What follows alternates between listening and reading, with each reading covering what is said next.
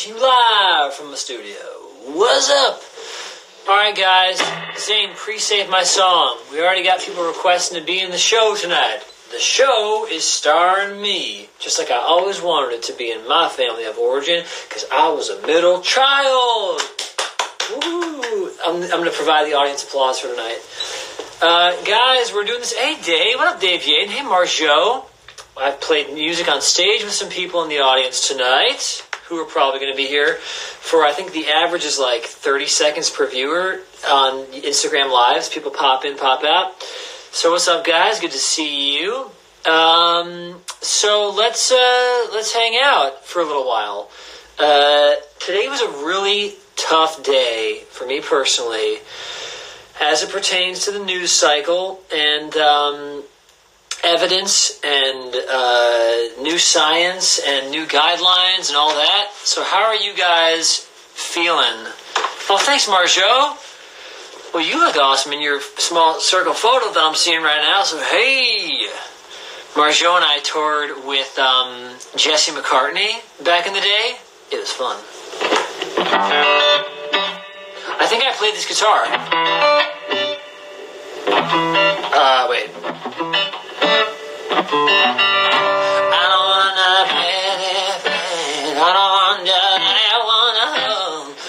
It was songs like that.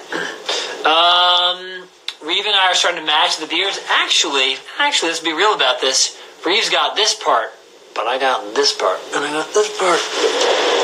So eat that, baby. I am doing well.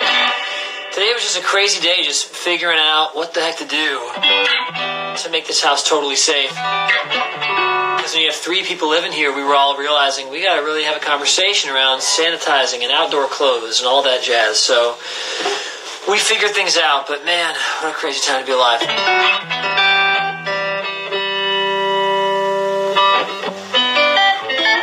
Laura Romamo, that's what it is. We got you back in here tonight. I love this guitar. I'm thinking about doing a video right before I have dinner tonight about this guitar, and I think I'll do one on each guitar, maybe through the same amp. But let's give a little live story to you guys. So this is my main guitar. I have to pause phone calls from coming in to make this work. So let me. Disturb is now on. I'm still learning how to make lives happen. So I use this guitar with Carney. You can hear it featured in such solos as Your Mom. No, Love Me, Chase Me. Actually, the guitar solo on that was my 335, but whatever. A lot of Mr. Green Volume 1 stuff was on this. A lot of the guitar parts I played on Avril's record were on this. I don't think I used this on John's record. I used it on all my solo albums. And live, this was just my thing. So it has Kinman noiseless pickups in it, which is weird because most people don't like noiseless pickups. Most people being me. But it's become part of this guitar. So I have no other noiseless pickups, but it works in this guitar. Check it out.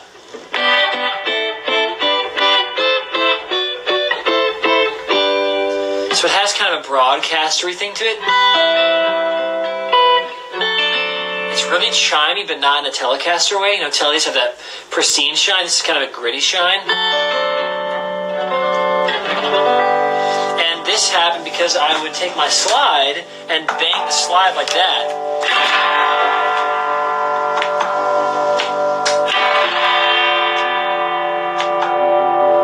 Here because I don't have a slide with me, but anything metallic works. See? So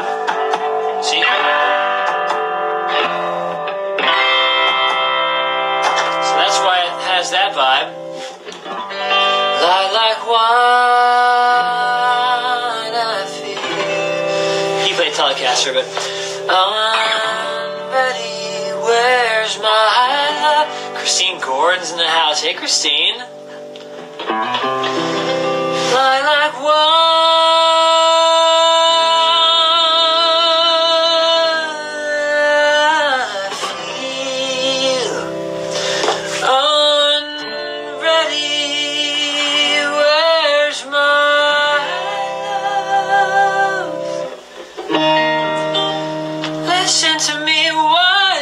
So hazy. Yeah, Christine, I play this all the time with you.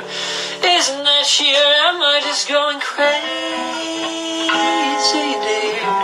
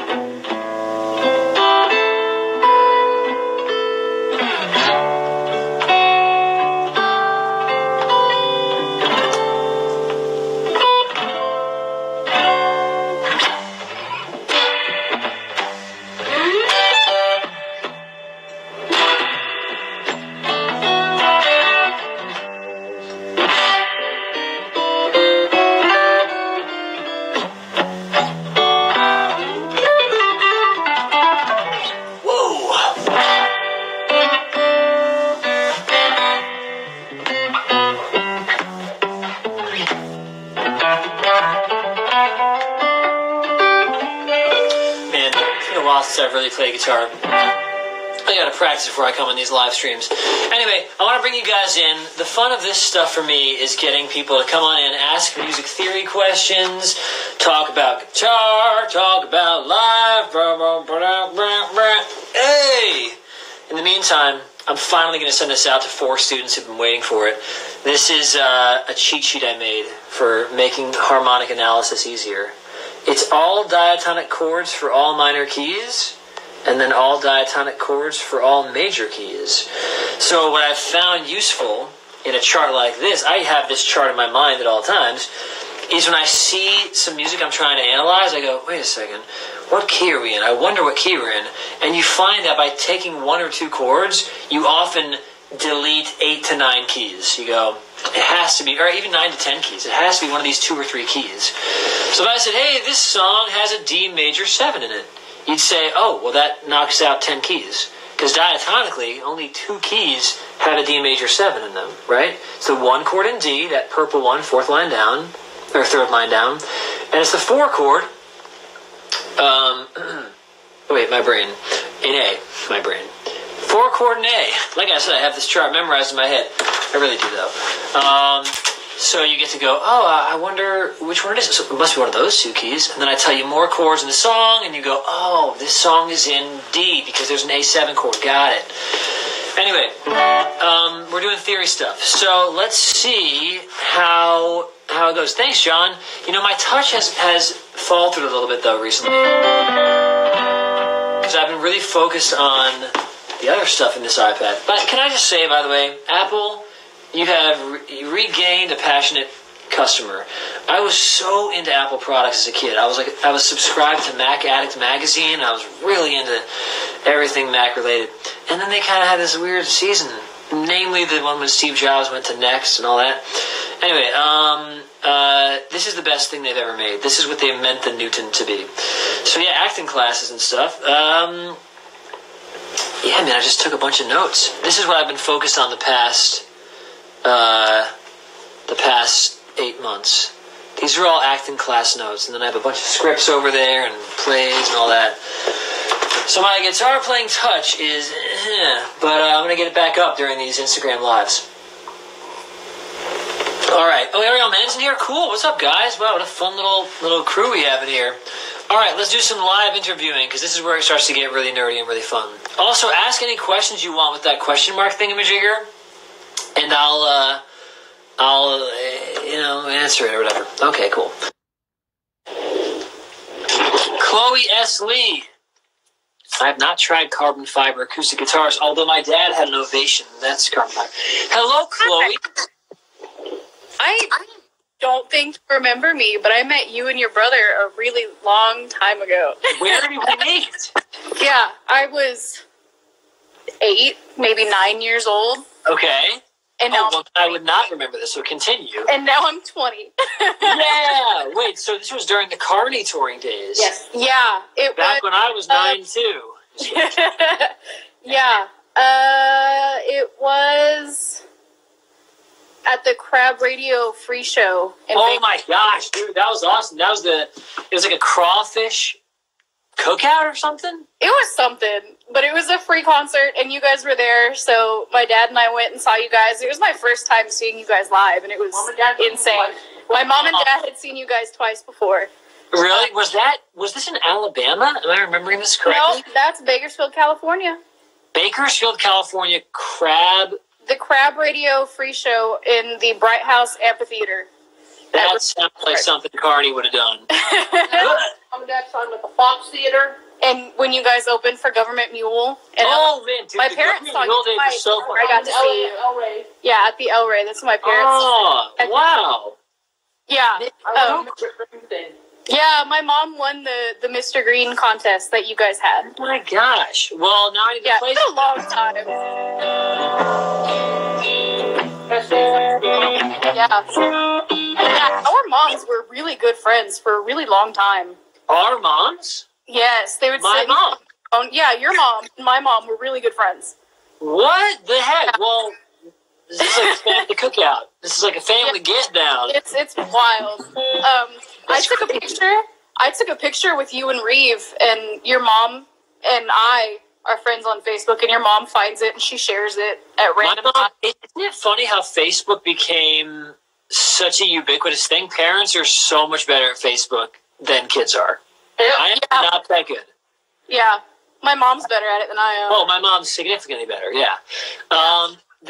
It's so nice to see you as an adult human. Congratulations on growing up. What are you into now? Do you make music for fun, for profession? I wish. I sing, not well, but I sing a lot. I got to torture my mom for an hour today in the car. It's great that you have each other right now, that you guys can hang out and stay close. Yeah. I wish I was my mom right now, but she's in Kentucky. Man. Really? Yeah. Is that what she... Okay, well, my mom knows exactly what she's doing. I love it. Teach me how. Teach me how to get the kids to watch my vids. Oh, man. Well, do you guys have any musical requests? Because what I do is I bring people on, and then we do a little thingy, and then maybe I'll play a song they wanted me to play. What if I don't want to play that? Oh, man, my mom wants you to play Amelie. Okay, I'll try to do it. So, Ree's not here to sing, and I haven't practiced guitar very much the past couple months. That is my favorite song to watch you play. Yeah. Oh, okay. You played it. That's my favorite one, and you guys played that live at that show, and it was so nuts to watch you play that. If my brother hops on this live, I will ask for his forgiveness for singing all the wrong lyrics, because he sings it, I just play guitar. I'm going to turn the reverb down, and I'm going to get going on that, and I'll do some sort of version of that. Okay, that sounds good. And I hope you guys stay safe and stay indoors. You too.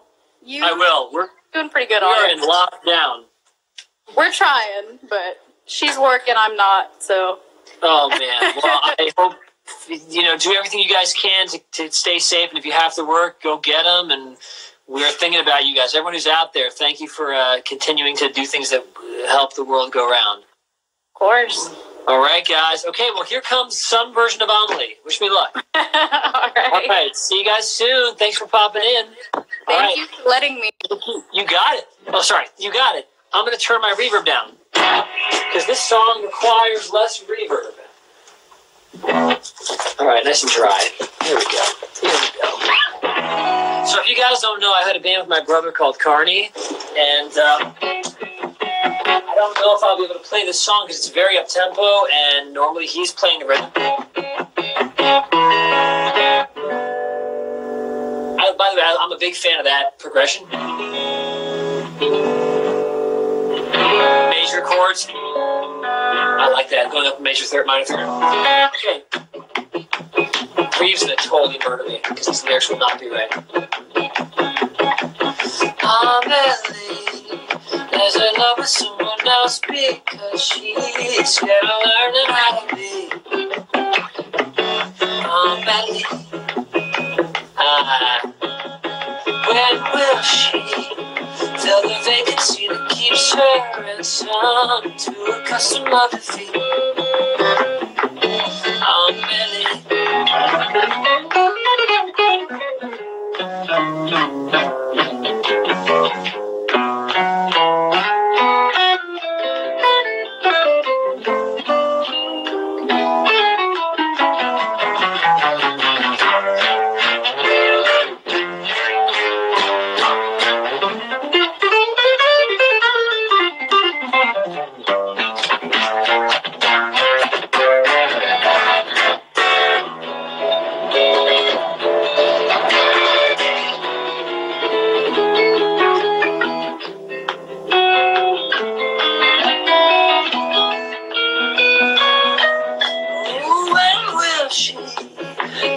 Vacancy that keeps her and son to a custom of defeat. These are not the right lyrics, Robbie. Amelie, that's the second half. So it's like, when will she? And by now I'm doing sort of like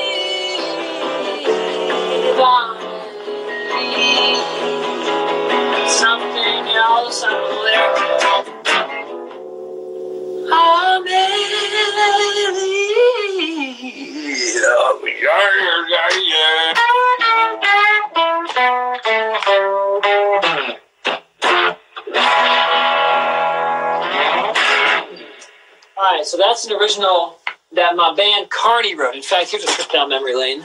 Instagram did not exist when our band existed. So, let me pull this little video out for you. So this is our first single, Love Me, Chase Me, which is the first song I ever wrote. And I wrote it with the whole band, and I wouldn't even consider myself a songwriter at that point, but I had a riff, and we turned into a song. And then this is our record, Carney. That's my brother, Reeve. These are my brothers, essentially, but not by blood. John Epcar and Aiden Moore, and that's me, looking all saucy and like a vampire, if you can see that. And then we had only 8 songs, because Instagram was doing 8-song records back then, because of Lady Gaga or some stupid crap. We had a 14-song album that I thought was so special, and then we had to take off 6 songs, 4 of which were incredibly crucial to the vision of the record. But that's it. So those 6 songs are floating around somewhere, a.k.a. in my computer. But maybe one day we'll release them. I don't know. I'm not sure. But yeah, so Reeve wrote that song. He gave me songwriting credit for no reason other than my solo was a big part of the song, but I didn't write a single word or chord in that song. I just improvised over it.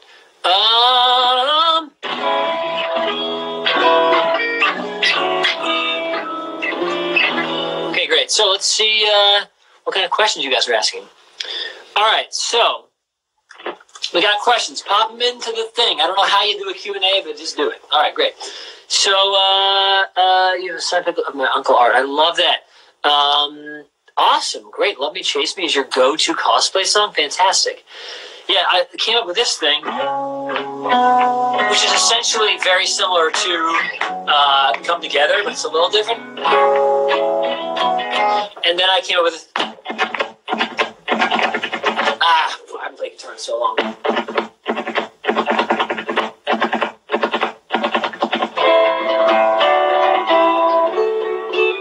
That whole thing. Oh, what am I playing through? I'm playing through a Sigmund Midnight Blues. No, Midnight Special. The 1x12 Midnight Special by Sigmund. How many guitars do I have? So it's tricky because my friend from high school, my brother bought him a BC Rich Warlock guitar, something like that. It's in my garage. It's not mine. It's just here. He's a friend. He's a very unique friend, and he left it here, and he wanted me to change the string, and it's just here. My sister's old Daisy something or other guitar. It's like a small, no, it's a Fernandez. It's like a small built-in amplifier guitar. That's in the garage. My roommate has like a flamenco kind of nylon string guitar somewhere here. So that's in the garage. So I don't really count those. Yeah, and that bass, I got that for Christmas when I was a kid, this Washburn bass over here. And I still have it because it's the only bass I have, if you can believe that. But yeah, I was doing the math, and I think I can count them now. 1, 2, 3, 4, 5, 6, 7, 8, 9, 10, 11, 12, 13, 14, 15, 16, 17, 18, 19, 20, 21, 22, 23, 24, 25, 26, 34, 35, and then I guess 36 the bass, and then 37, and the one in the house 38, 39. It's hovering around 40 to 45 right now. I've only sold one guitar in my life, and that was just because I had this whole sickness thing for a little while where I had fatigue for a couple of years, Lyme disease or not, who the heck knows these days. And I was like, man, I don't have the energy to do anything, and this guitar is just sitting here, and it's a collector's item, and I'm just going to sell it. Kind of regret doing that, but, things happen. But what else other guitars somewhere else. It's probably around 40 to 45. I'm thinking about doing a guitar a day and just showing off how each guitar speaks. I don't know, it might be fun. So that's the answer. That special guitar right there, Reeve and I bought together, and he's in New York now, so I have it. But yeah, that's the Mustang, the 64 Mustang. All right, good question. Family's doing good. Okay, so this is a good question, actually. I don't know yet. We haven't talked about it. So I have a band with my friend Evan. We are called Evan and Zane. You might know her music work from a band she used to have called Rebel in a Basket Case. Or if you just Google her name, on Spotify, or not Google, but type in Spotify. Apparently her song from Frozen 2, the movie, is like one of the top songs of all time on Spotify, which is amazing. She's also an incredible actor. Her name is Evan Rachel Wood. And so we have a band, and we were going to play soon. We're still waiting to hear from the venue on what we should do, because the guidelines for this whole, quarantining thing, and the day of when our show was going to be. That's all I can say. So I don't know if we're going to play it by ear and hope miracles happen and things get better, or if we're going to reschedule. We always pick our themes based on the time of the year, so we have to change the whole theme, but we'll see what happens. As far as doing a live show on here, I guess we could do those 2 sets live on Stage It or Twitch or something. I think it would be late enough in the month to where we probably have quarantined enough to know that we're safe to be around each other. So we'll think about that. We'll talk. Yeah, she was amazing in Across the Universe. All right, let's get some live human flesh and blood back in here, though. All right, now we got Jess Carroll has been waiting patiently from yesterday, I think.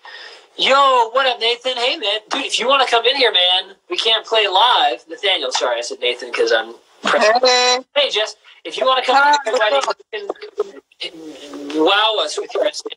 All right, hey Jess, how you doing? Hi, I'm good. Oh my god, I'm surprised you chose me.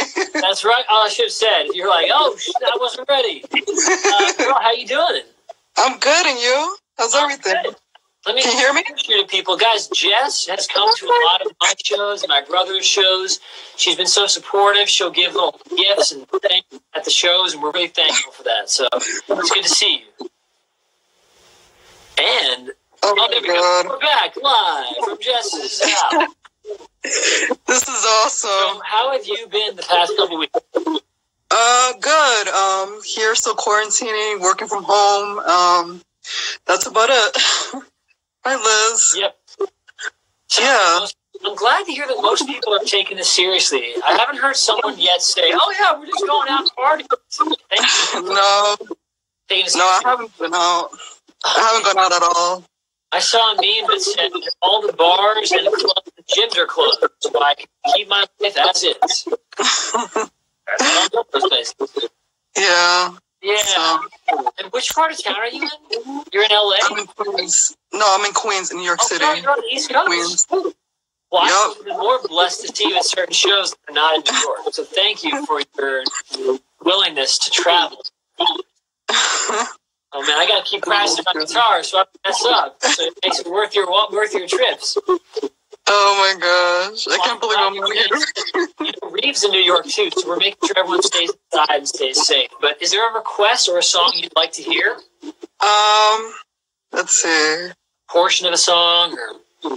Oh, there was this one song you did on. I remember watching. Somebody put up something from Japan. Okay. And I like the song so much. I don't know the name of the song, but it sounded like an unreleased. It was from one of your Japan shows. But I remember you played like a bit of it. And I loved it so much. I don't know the name of it. Oh, there are a couple of things. Is it something in water? Is it ever after? No, it sounded. I don't know what the name of the song was, but can you play something unreleased maybe? Oh, is it the song? Yeah. It was a really beautiful song. I can't remember, but I remember it was a Japanese thing. I can show a piece of a song that I've been writing that I'm not done with yet. And I think it's that song. So give me a thumbs up in the comments if I get it right. And if not, I'll keep guessing until I get it right. Okay. All right, Jess. Thanks for taking a second. So I'm going to keep this flowing. I'm going to play that song, see if it's it. I'm going to change this song to a different key, probably, and play it on their guitar one day. But I haven't sorted that out yet. So here's what I think the song is you're thinking of. All right, Jess. Talk to you soon. I'm going to go. Bye. All right. It might be this song. This song means grace in a different language, and we'll see if it's this song.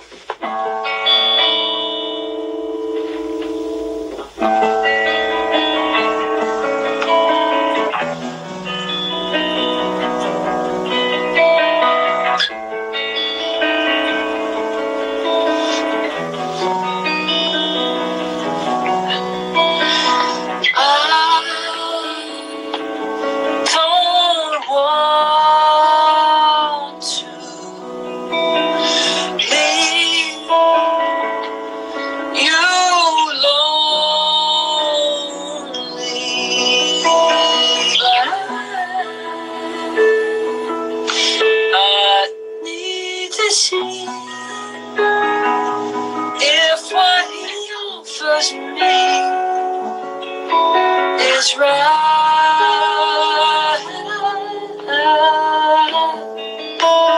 Is this the song, Jess? That's the one.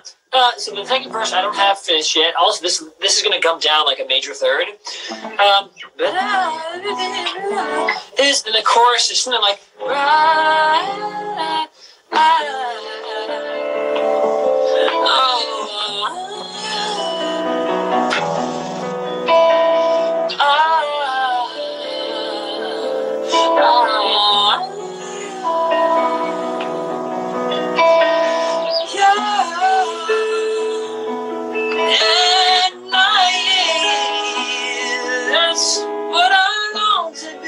something like that.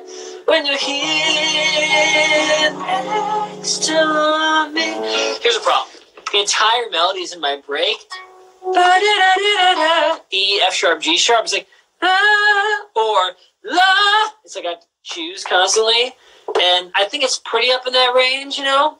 But it is a nice key. No, it is, and it doesn't work in any other key yet. The problem is, you know how you hear like 95% of recorded artists these days, when you hear them live, you're like, some are really amazing, but some you're like, all right, cool. I mean, they're dancing, or like they have so much energy and they're killing it. But then you have people like Chris Stapleton, where you're going, yeah, you sound exactly as good as you do on the album. You sound exactly as good. Or Adele, yeah, you sound exactly as good. Or like Rihanna, I don't know. Beyonce maybe, but they sound just like the record. Dang. So this would be a song that would be really hard to capture live for me. I think I could do it with enough practice, but there's so much shifting between different voice pockets and trying to stay over the volume of the guitar that it would be tough. So anyway, we'll see. Oh, my go-to karaoke song is super jerky. It's definitely Bohemian Rhapsody, because I am that guy. Anyway, we got more questions on the thingy. Apparently Instagram Live's cut off after an hour, so let's make this show an hour. Hope that's okay. And I'd love to hear some music theory stuff. So if you guys want to talk about having me solo over a certain set of chords, tomorrow I'll bring my looping pedal, so we'll start to have that as part of the show. And I'm not doing proper concerts during these, because I have concerts actually coming up on maybe Friday, but definitely Monday with Hotel Cafe, their Stage It stage. So keep on the lookout for that. All right, so, okay, oh, right, switch chord, I gotta do that, Laura. I don't know any songs from Cowboy Bebop. Although this might be from Cowboy Bebop. This might be. My ex-girlfriend back in the day played this song for me.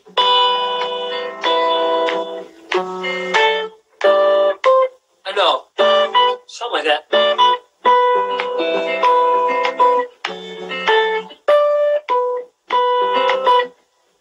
Shoot.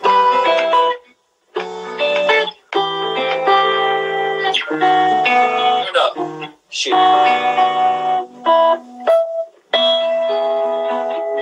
I have no idea what I'm playing.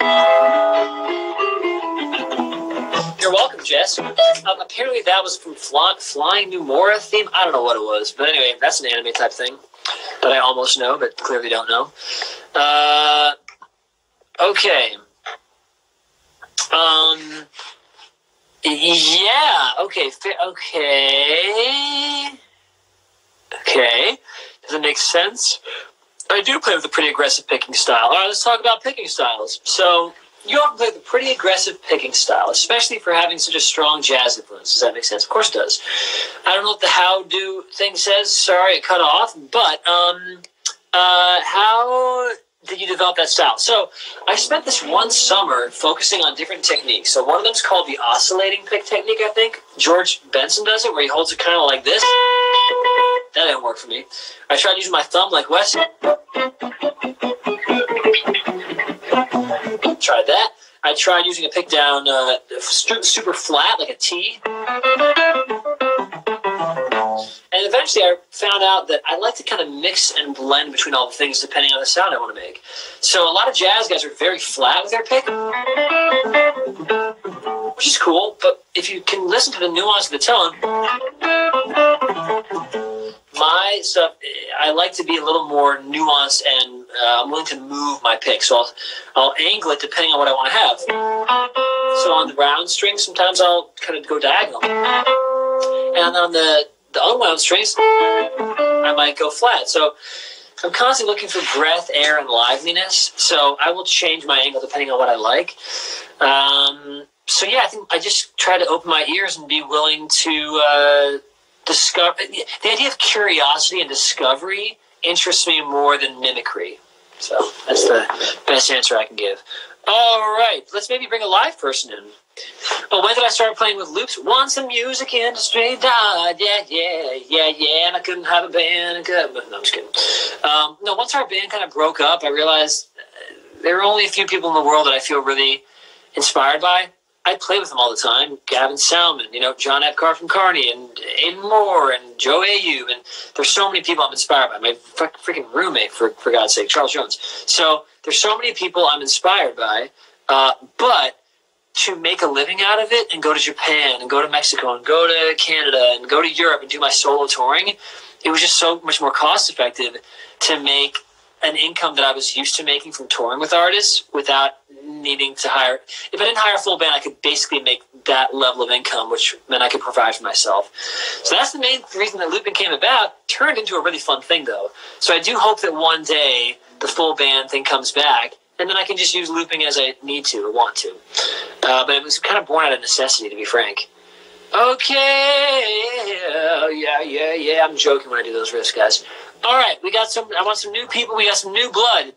Amore Anguiano. I like your last name. I hope I pronounced that correctly.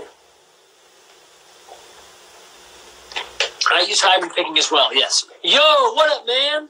Hello, how are you? You ready to jam? 1, 2, 3. What's up, man?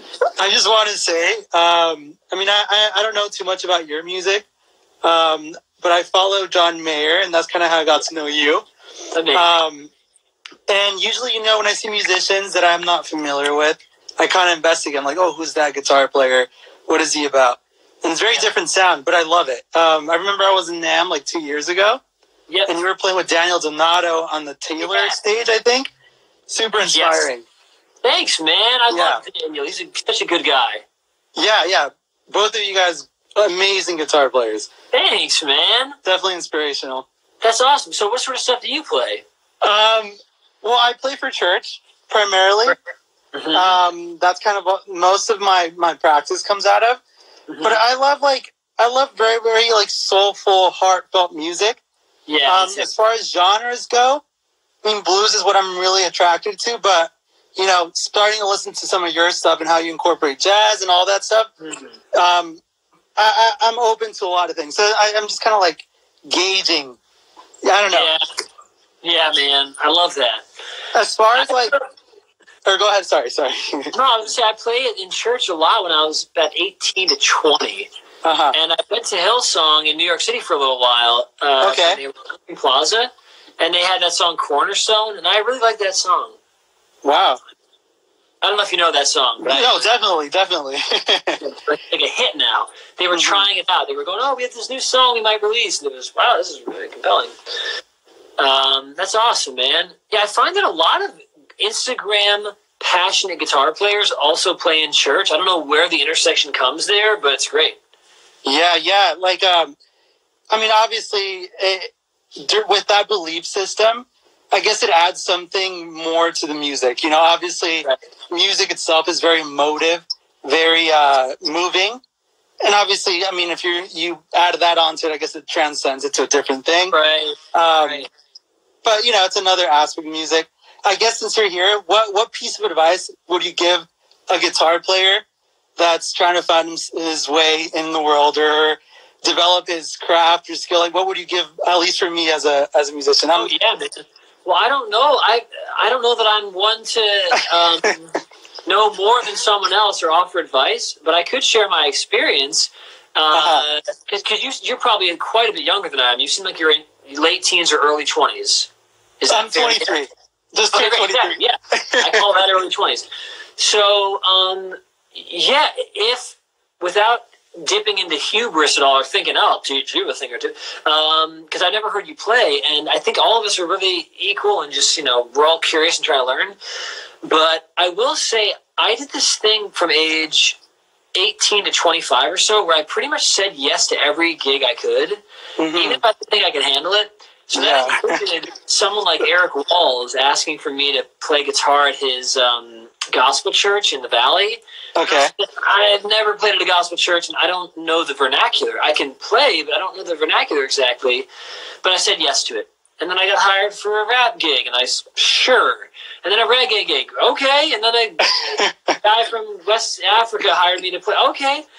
And by saying yes to it, I didn't have to force my own unique sound. It came naturally from having all these new perspectives. So I think saying yes to different collaborations that are sort of abnormal, that was maybe a strength, or not a strength of mine, but something that I'm very thankful happened.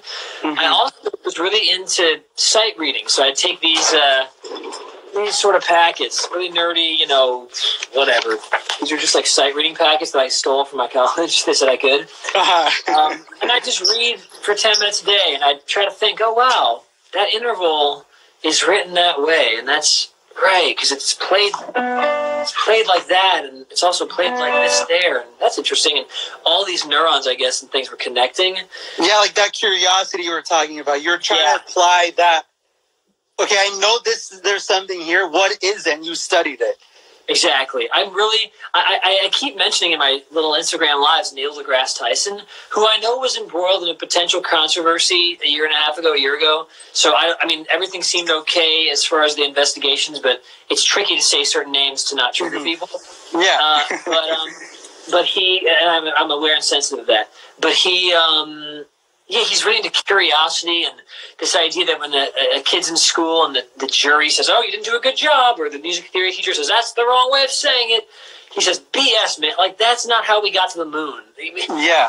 That's not how calculus was invented. Newton he was actually in quarantine, apparently, but Newton, discovered calculus. We got to stay curious. So, that being said, a lot of my friends the past 5 years have taken things to such a great level that I'm inspired by them. I'm hoping to not follow what they're doing musically, but follow the trails they're blazing. So I have this friend that I grew up with who is just the best bass player ever. His name is Steve Bruner, and now his stage name is Thundercat, and he's just and we would all shed, and I never felt good enough for his crew, but we were all friends, and then I practiced a lot, and I kind of got good enough, and then suddenly we're playing all the time and friendly, and he and his brother. But he's developed a unique, beautiful sound out of his own curiosity that's so exciting, Yeah, you can see that. You can see that. And so for me, I think I'm still in a spot now where I love so many things, and if I sit in my room, the things come out, but I have to get my butt in gear and record these ideas and release them properly and get a label and support and all that stuff to really get it out there. And so I have a lot to learn, too. I get in my own way. But as far as the passion of music, I would say if you're playing in church and you're playing all these beautiful chords and these diatonic things, it might be fun to investigate it, unless you've already done this. Investigate the underpinning of diatonic harmony, like the foundational thing of like how and why do major scales generate these chords and these modes? And now that I have that information, how can I manipulate them? So if the audience wants to feel, if they want to feel that sort of saccharine, beautiful, lifted, holy, major 7 feeling, maybe I can do this.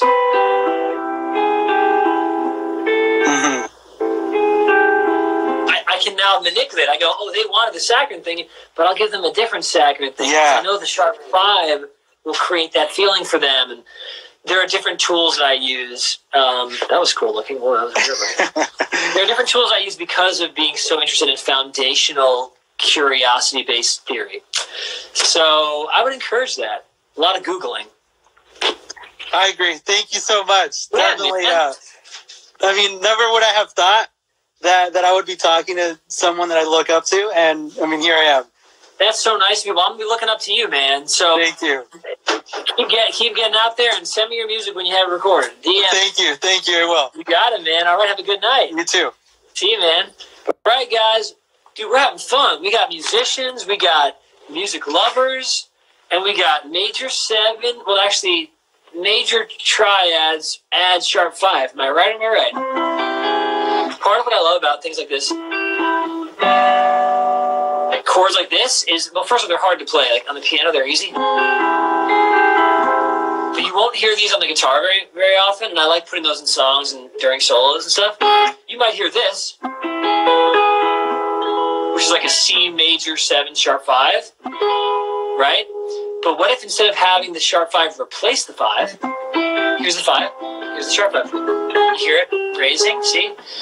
Instead of replacing the 5, why not keep the 5 and take the 7th away and drop that down to the sharp 5? So you have this half step action. Oh, I like that stuff. Yeah. Oh, Avril and I look so good together. We're getting married tomorrow. That's crazy. It's like amazing. Okay. It's great. Fantastic. Okay, I heard your song Smoke and Mirrors, and I was like, oh, Smoke and Mirrors, yeah. Wait. Alright. I haven't played this in forever. Shoot. I have no idea how my own song goes. I haven't played this in forever. Yeah, Serena, have some action. That's right, baby. Oh, dude, this is a good question.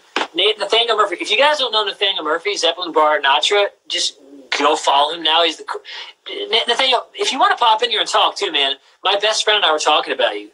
He was like, man, I'm really into this guy. I said, dude, I played with him in January at NAMM show, man. He's so amazing. You don't have to hop in. You might be busy right now, but I'm looking on the face things, and if you want to hop in, you are invited. Oh, I can request people? Wait, can I request people that are in here? You don't have to. No, I'm not going to force that upon you. But anyway, so what have I been listening to recently? 2 things. One, I've been kind of adventurously dipping back into Gustav Holst, who's one of my favorite composers.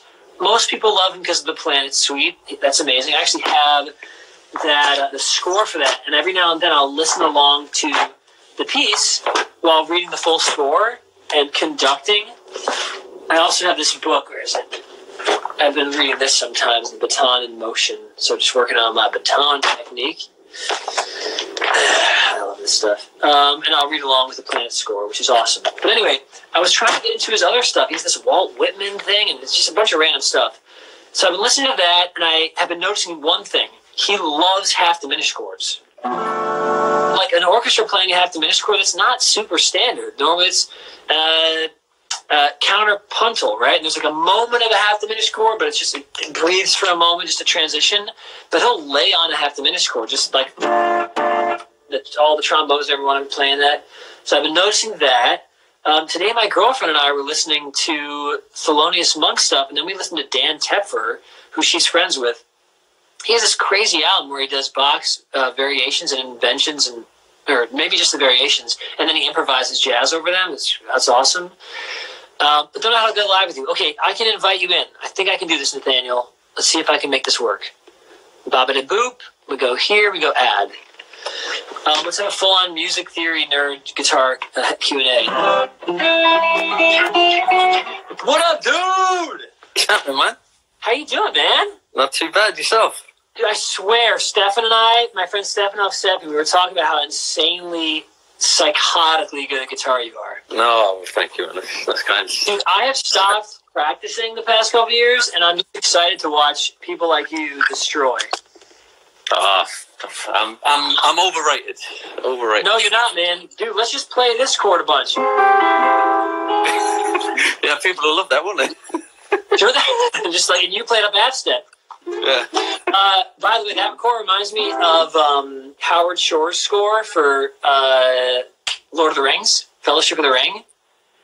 Remember, it's like the elves are walking through the forest, and it's like, and then it goes like down to.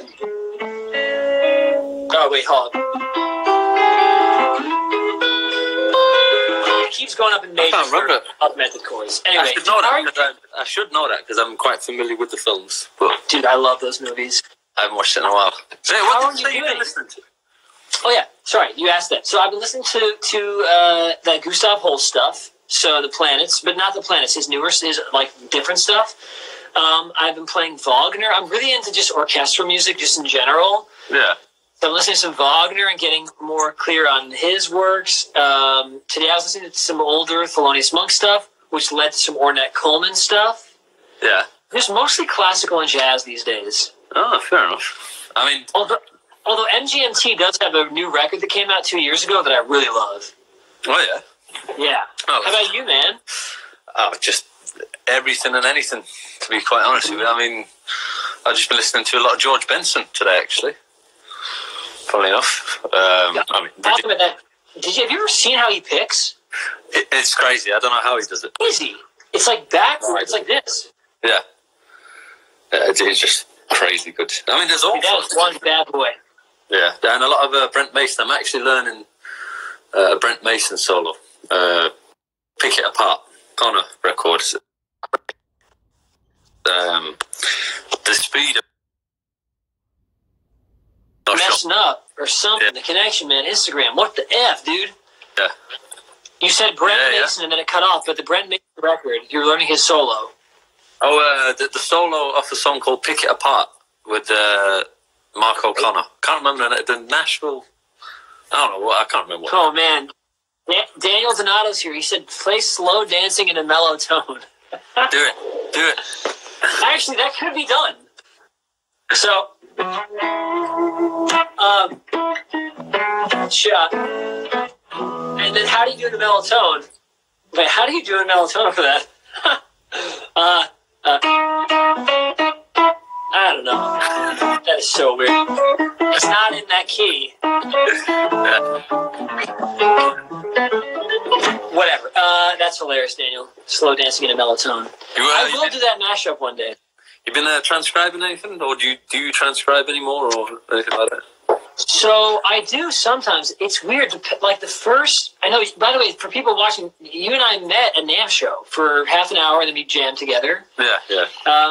And so, man, I'm looking forward to getting to know you more. I'm such a fan of your playing. Thank you, man. So, thanks, man. Yeah. So my thing, I'll give the short answer. I started playing guitar when I was 10, and then I got really into jazz when I was 12. And then when I was 16, I did this goofy Guitar Mageddon competition at Guitar Center.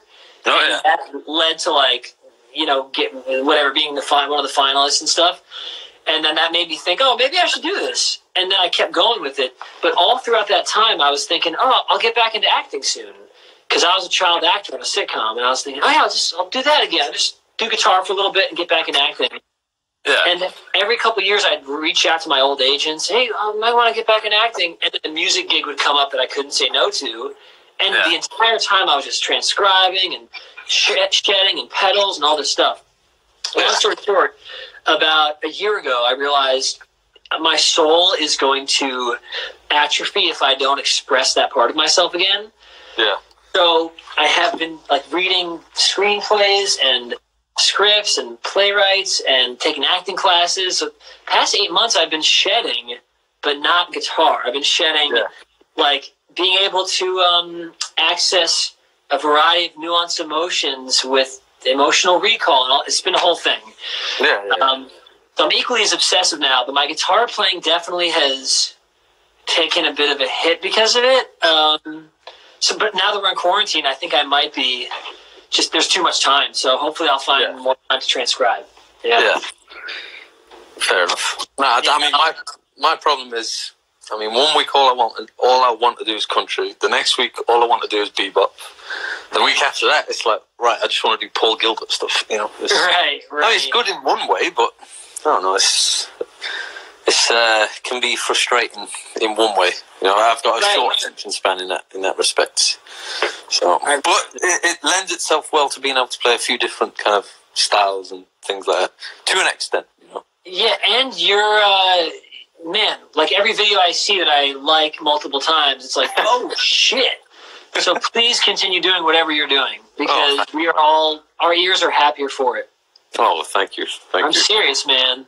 Yeah, anything there? I was going to do some John Coltrane, some transcribing of it, but I don't know. But I'll be honest with you. I struggle to listen to that kind of stuff. I'm ready for a hot take.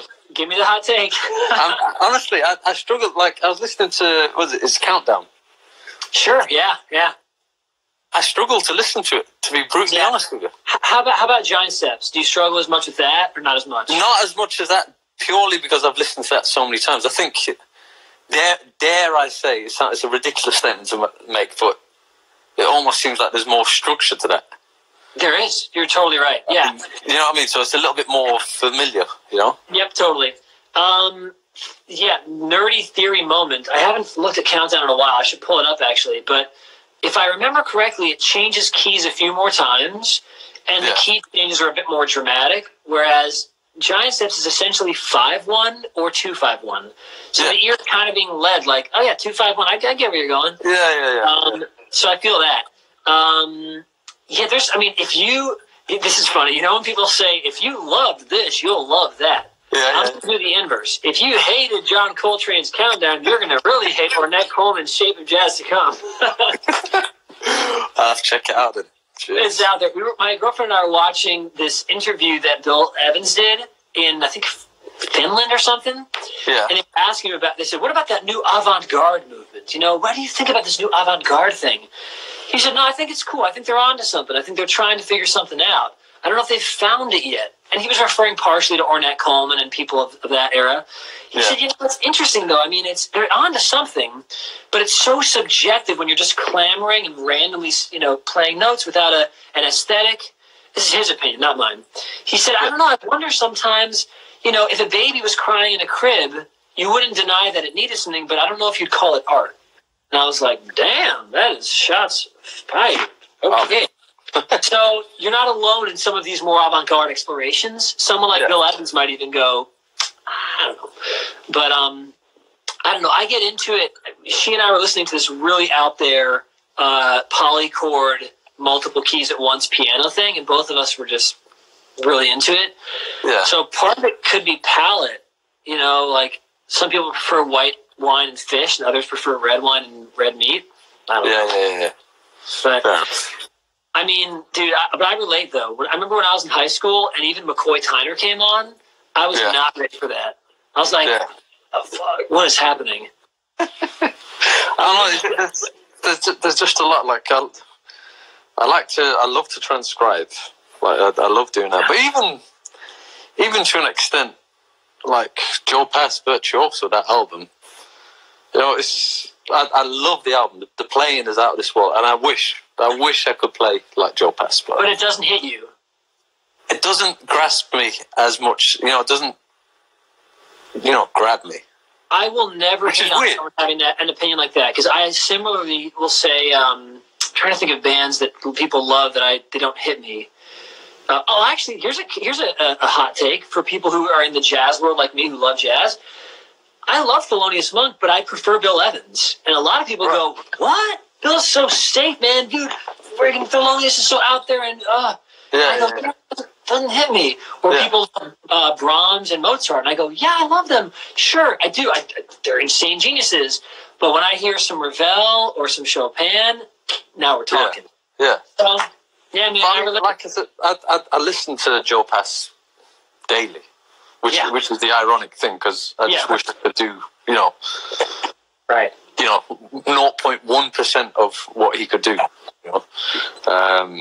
But in terms of, like, I don't know, I don't listen to it. I admire what he's doing. Do you know what I mean? But, totally. Yep, I hear that. Listen to learn and grow and all that stuff. Yeah. Well, how are you doing, man? You're in the Midwest, I think. I am in Chicago. Yeah, man.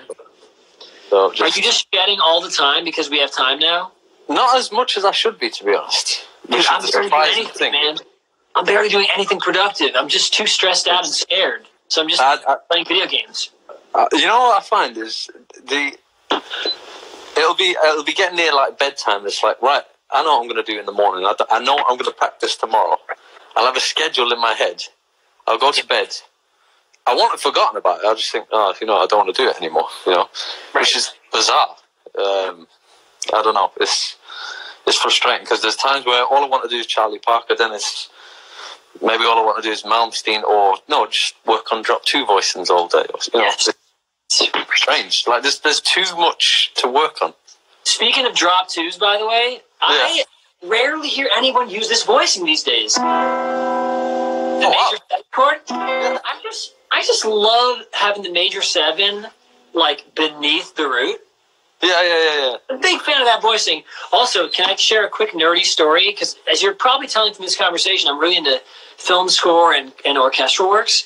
Yeah. So I had a student. I have had a student who's just so freaking talented. I will post her something. In fact, maybe I'll get her on the live tomorrow. She's just one of my favorite new songwriters. She really is. She also happens to have a lineage of musicians in her family. And one of those musicians is the film composer John Williams. So she said, hey, do you want to come see him at his Hollywood Bowl concert? So I went with the family and and I went up to him and I said, dude, I got to tell you, Catch Me If You Can is one of my favorite scores of all time. And you opened my mind to the fact that you could have major 7 chords with the 7 in the bass or minor 9 chords with the root in the bass, and it could make sense.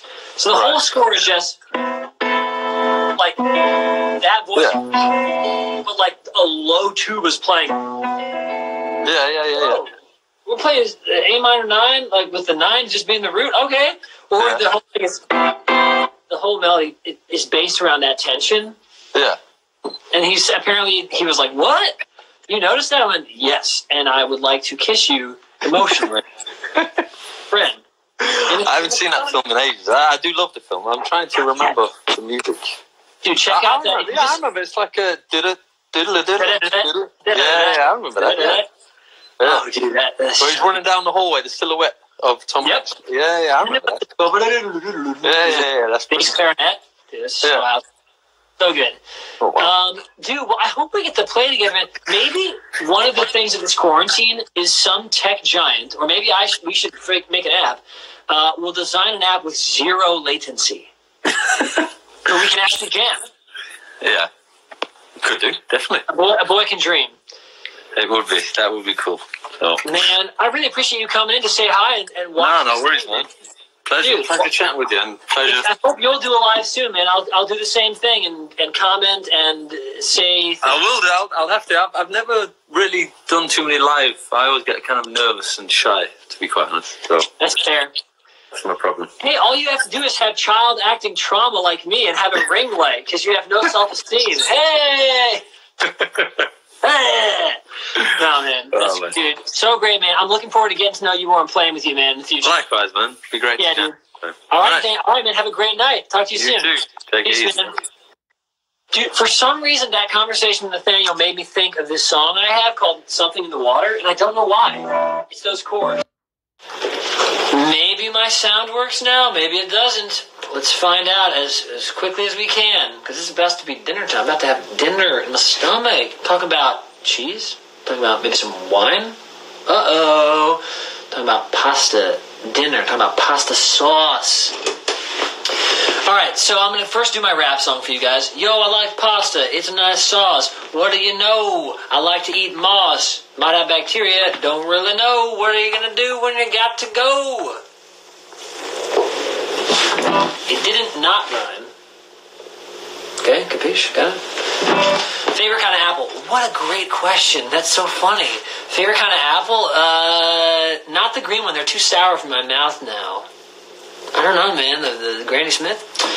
How's my self-tape game? Girl, you know my self-tape game is on point. Dang, I got this fancy ring light and some fluorescence and some 3-point lighting. You know what it do. In fact, I can give you a quick reading of my my acting skills. So you can just read this like really naturally. So here's how actors just act natural. Reading lab. Packet 2. Nick Stubis. That was so natural, super organic, naturalistic, if you will. I'd like to give a shout out to my agents at Paradigm for the skills that they helped me develop. I've found that to be a really fun way to do bad acting. I think the worst kind of acting is when someone's really, really self-aware. And so when someone thinks what they're saying is more important than it is in an actor sense, not in a character sense. In a character sense, I want to send my thing to you, and I want it to affect you, and therefore the audience can maybe perceive a real experience happening, right? Versus sucking in and letting it die inside of me. But as an actor, not the character, as an actor, if I do this bullcrap, it's so awkward. So I want you guys to ask me out loud on Instagram. I can't hear you, but just ask me. Say, hey, Zane, what are you holding? Ready? So just say it. So, Zane, what are you holding? Oh, this? My dad gave this to me. So that, to me, is the kind of acting I do not want to do. Because it's like, let me just really drink this moment in for myself. I want you guys to know that I thought something funny. Let me express it with my laugh. When would you ever talk to someone holding something and they would laugh to themselves? They might think that's subconscious. They ain't going to do that. That ain't going to happen. Some bullcrap. So that's what I was doing. I was jokingly reading my packet thing. I will say, tips for auditioning. I just got back into auditioning and really taking acting seriously. I turned down a few tours. That's what I did. And I turned down some other opportunities, and I took the leap of faith to pay a lot of money for acting classes with great teachers. And I'm really grateful with what came of it. And a couple of auditions later, I got the role of Claude in Hair. So I'm very lucky in that. Sometimes it's 100 auditions before you get a role. I got very lucky with an incredible cast, an incredible creative team. So, I don't know if I know what I'm talking about, but as a viewer, I've been viewing movies and TV shows, I wouldn't say as a critic, but as a fellow actor for 20 years. I just haven't been doing the acting until recently. But I've been taking notes because I love being curious and taking notes. So, to me, someone like Sean Penn is incredible. I just watched a little clip of him from Curb Your Enthusiasm.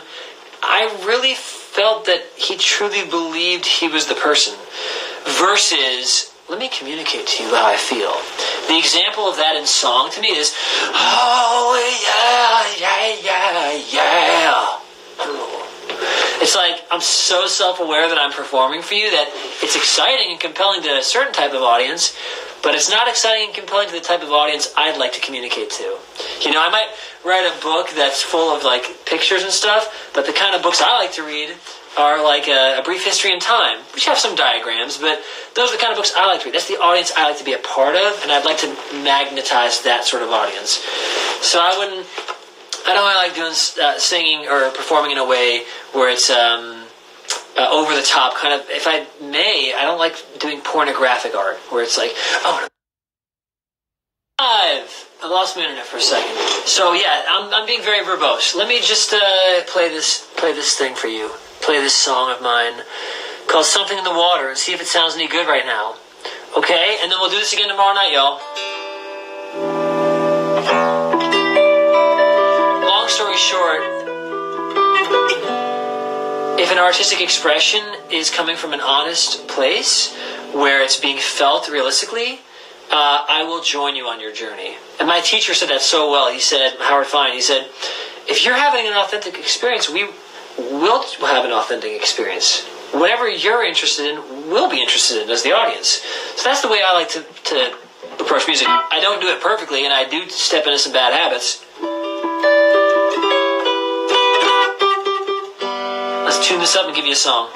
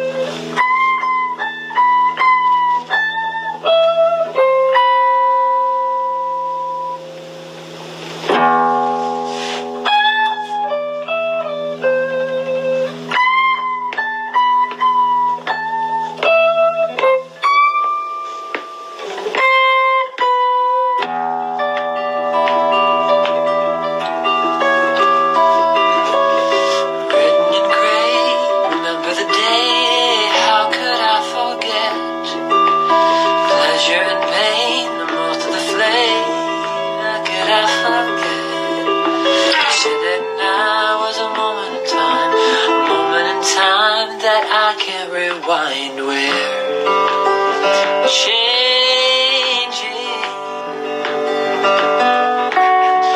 There's something in the water, keeps me thinking we've still got it in me. There's nothing left to wonder, you and I, we're gonna be okay. 'Cause it's there in your eyes, buried in wine, there are no mistakes. Well, under your skin, you're letting me in, there are no mistakes. But how could you know, how could you know, how could you know when everything's slowly changing? 'Cause there's something in the water, keeps me thinking we've still got midnight. There's nothing left to wonder, you and I, we're gonna be okay.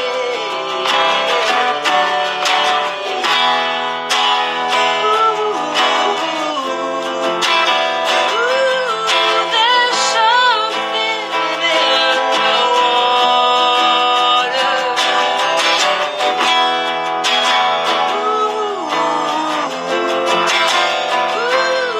There's something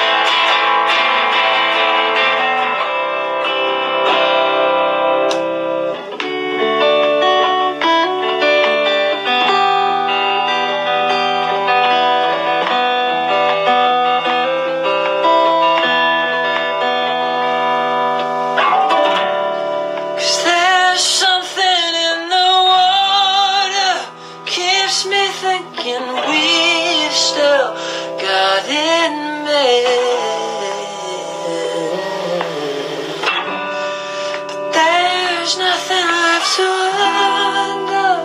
You and I are gonna be okay.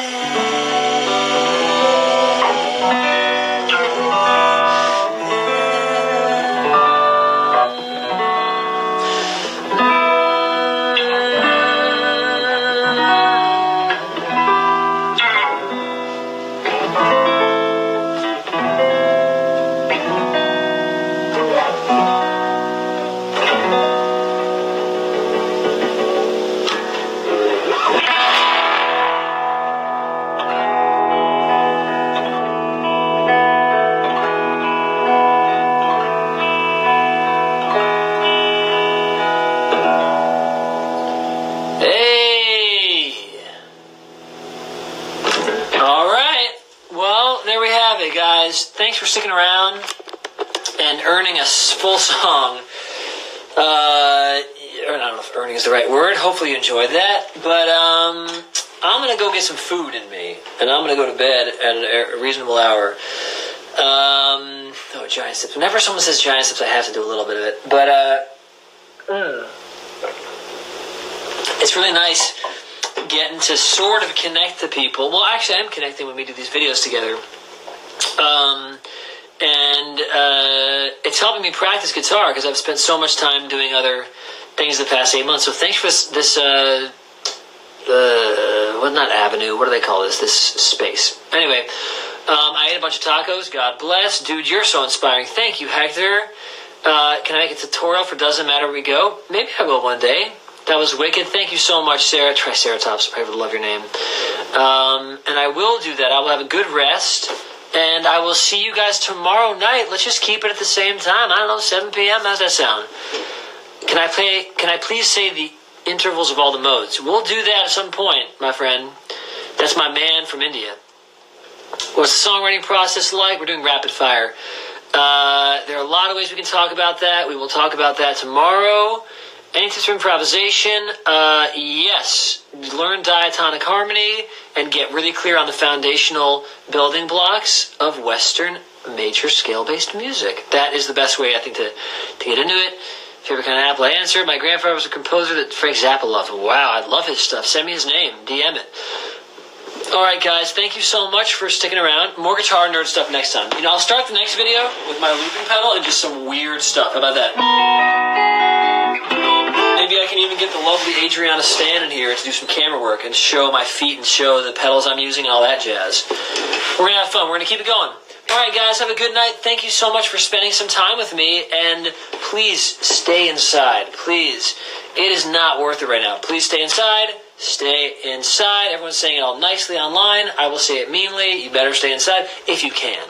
But, man, I'm grateful you guys are here, and we will all stay safe and healthy, and we will get through this.